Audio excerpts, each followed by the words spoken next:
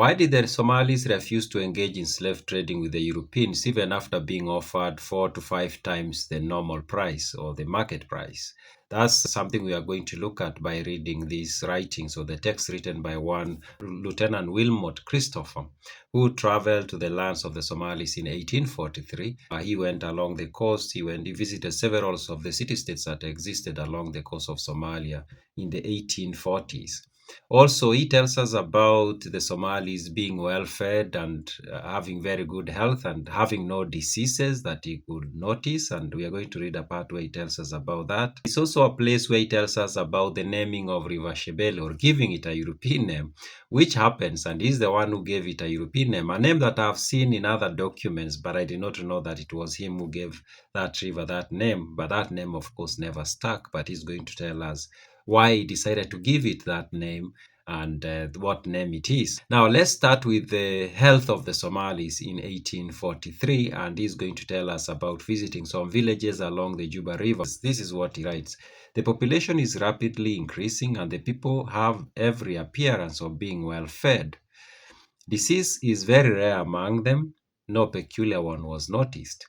They reach a microbian age almost, which is interesting. I don't know what he means by microbian age. Of course, microbia is this society that is thought to have existed in the Horn of Africa in the ancient times. And in fact, I think Herodotus describes it in his book Histories. So I don't know. Of course, in Herodotus' book, he describes this society as a society that was very interesting in that food was available, and they did have this food that would be put in public places that people will come and eat whenever they feel hungry. And there was so much gold on the land and things like that. It's a very interesting text as well. I recommend you go read Herodotus' book. History. It's a very ancient book, around 2,500 years age, very ancient. He continues, men of 70, stout and healthy, go on fatiguing journeys. And he says, so these people, you'll find a man who is 70 years old, they look very healthy, they are stout, then they can go on these very long journeys. Seems like they could not get like tired, like they were in very good shape. And the resident Arabs speak in raptures of genial climate and the abundance of all things. And then the Arabs who had settled amongst the people in that region talked of or told him this is a very good place. Actually, you get everything you need, everything is in abundance, and the climate is perfect. He also says they certainly bear their age well. So he says generally the people grow old very well, like they don't fall apart so quickly or so fast because maybe they get good food, the climate is good, and there are no diseases and things like that, which I found to be very interesting. Now, let's read the part where it tells us about the naming of the river Shebelle. Now, the river Shebelle, of course, is one of the longest rivers in the Horn of Africa. I think it is the longest river, actually. And this river seems to have interested so many of the European explorers. A.G.C. Swain did travel to the river, did do some research along the river valley. There is another gentleman, I read his book, I'm forgetting his name. He also did extensive research along that river. And then we have this guy, Wilmot, also trying to understand the origins of the river. Seems like that's what brought him to that land, actually. Seems like he really wanted to know where the river came from and how far it went, and also, of course, the settlements and the commonwealths that existed along that river. So it's a river that seems to have interested or taken the attention or captured the attention of Europeans, especially in the 19th century and, of course, earlier 20th century. Now, of course, like other major natural features, the Europeans were interested in naming the river.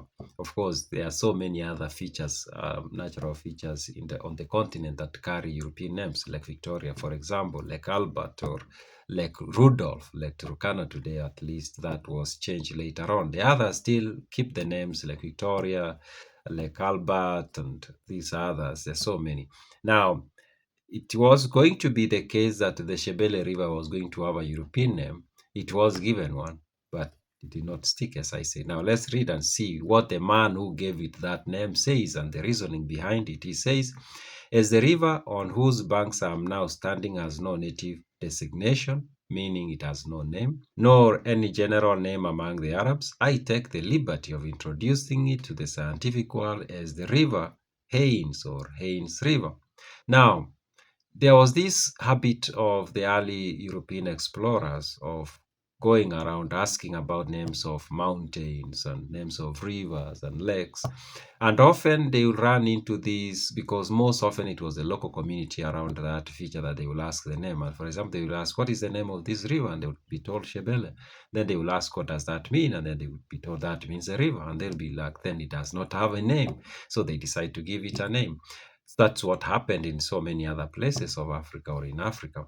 And this was the case. So they ask, they are told, he decides that it does not have a name. And he decides to give it a name. He calls it Haynes. Now, who was Haynes? He says, as a small tribute of respect to Captain Haynes, whose unremitting zeal for the advancement of geography and established reputation as an able man and scientific officer will justify me in thus testifying my personal esteem and regard for him. Now, Haynes, Captain Haynes, turns out to have been a British naval officer. And he's the one who actually founded Aden. He's the one who came to that land. And of course, the British wanted to have a post along that part so that they can control the traffic along the Red Sea and the Indian Ocean. And it is Captain Haynes who goes to southern Yemen and fights and takes over that place that became Aden. And so Lieutenant Wilmot Christopher decides that I'm going to name this river after him as showing some respect and recognition for whatever he did. Of course, as I say, this name never stuck. Of course, today the river is Sheabelle River. If the wishes of the British were going to be upheld, then today it would be called River Haines or Haines River. I think the Italians probably did not want it to be called that. And obviously, the locals, there's no way the locals were going to entertain that, and they did not entertain it, and the river did not carry that name or does not carry that name. Now, let's talk about slave trading and how and why the Somalis refused to do that, to engage in that trade with the Europeans, even when the Europeans offered them 4 to 5 times the market price of slaves. Of course, slave trading is one of those very sensitive topics, and of course, because the history about it and how inhumane it can be or it used to be. Now, when you talk about slave trading in the East Coast, of course, there is slave trading in the West Coast, the Atlantic slave trading, which is covered a lot, of course, in historical documents and books and movies and all that. That was huge. But there was also one that was going on in the East Coast, and often it is said that it is the Arabs who carried out the East Coast trading.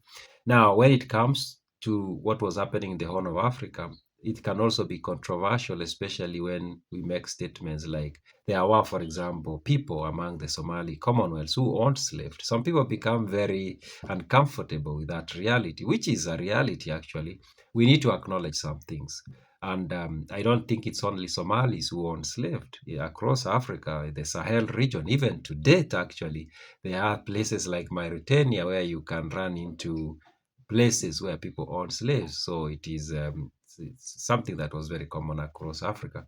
And not just Africa. Slaves owning people, other people for labor has been part of the human existence, human reality for thousands of years. So I don't think it's something we can. I think the recent slave trading, maybe 600 years, has given it a different. So for us living today in the 21st century, when we hear of slave trading and slavery, we just think of what has happened in the last, maybe within the last 500 years or 600 years. We forget that there is a lot of it that happened way before that. And what stands out from the 500, 600 years is, of course, the blacks taken from Africa and sold outside Africa, but slavery has been about different people throughout the different part of human history. Now, let's see what Lieutenant Wilmot Christopher writes about trying to entice the Europeans, trying to entice the Somalis to engage in that trade with them, and then the Somalis are like, "No, we can't do that with you." And even though, of course, as I've said, there were slaves in some of the commonwealths that in the region we know today, Somalia, and of course, generally in the Horn of Africa, there used to be slaves. And of course, the East Africa, Zanzibar, Mombasa, and those parts. This is what he writes. Offers have been made at Brava by European vessels for slaves at $50 and $60 a head, 4 times their usual value. So for some reason, the European vessels, ships, came to Brava, he gives us Brava, and probably this happened in the other Commonwealth. And they wanted to buy slaves. They were paying $50, $60 per head, which was, as he says, way higher than the market price, what was happening at that time, or the price at which slaves were being bought and sold at that time. But he says that was not successful. But they met with no success. That's what he writes.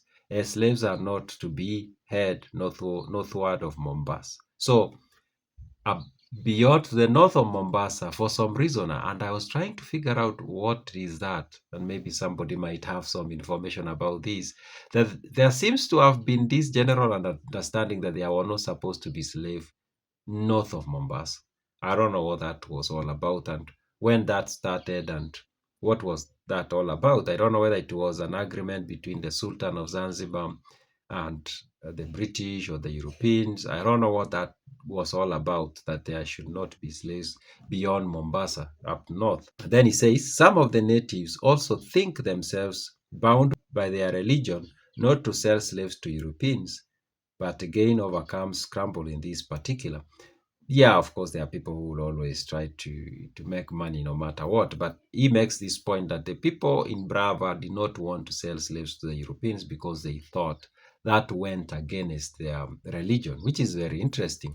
Of course, when I was reading Virginia Luling's book, Somali Sultanate, the Geledi City-State, she describes in detail the nature of slavery that happened in Geledi Sultanate.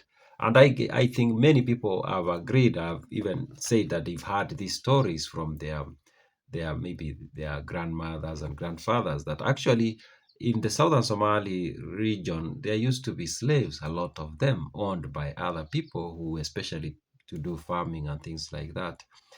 Luling describes these phenomena in detail, and she tells us that the form of slavery that used to happen in that land or on that land was where somebody is taken as a slave, maybe bought, usually bought, and then they would be held, and then their children will be slaves. But it was the law that their grandchildren will not be slaves.